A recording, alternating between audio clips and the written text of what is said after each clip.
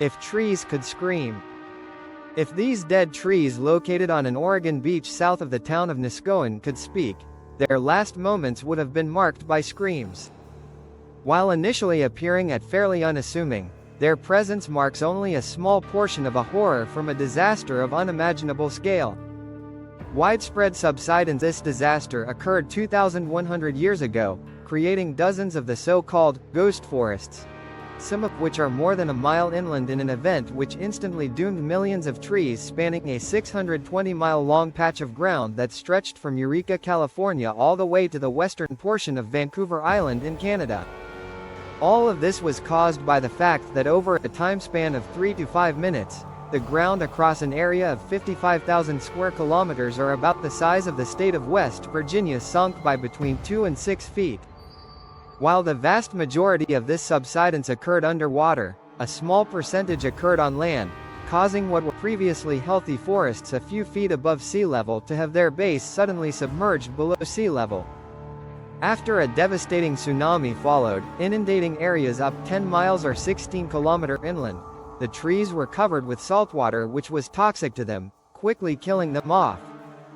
Their petrified remains then remained below the high tide level for hundreds of years, until a combination of freshly emplaced sediments and long-term uplift caused the shoreline to move further out to the west, exposing petrified remains. What is so horrifying is that there are multiple examples of these forests which have differing ages. For example, while the aforementioned Niskoan ghost forest formed around 100 BCE, the Copalis ghost forest formed in 1700. And there are additional large subsidence events which have occurred between the creation date of these two separate ghost forests, meaning additional ghost forests could have formed around the year 400, 700, 1150, and 1470. The cause for each one of these disasters was an earthquake of megathrust earthquakes unimaginably large size, specifically what is referred to as a megathrust earthquake on the Cascadia Subduction Zone.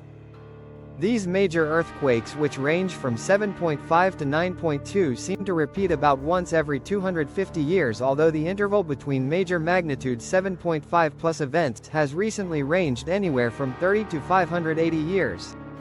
And 324 years on from the last major Cascadia megathrust earthquake, there are now 20 million more people which live here than when the previous one struck. This is the story of what the next major Cascadia subduction zone could look like and the damage it might cause. To make things easier to understand, I will be in essence looking at how the modern west coast of the United States and Canada might fare by superimposing the exact same damage, tsunami heights, etc. from 1700 in the modern world. Whereas the last megathrust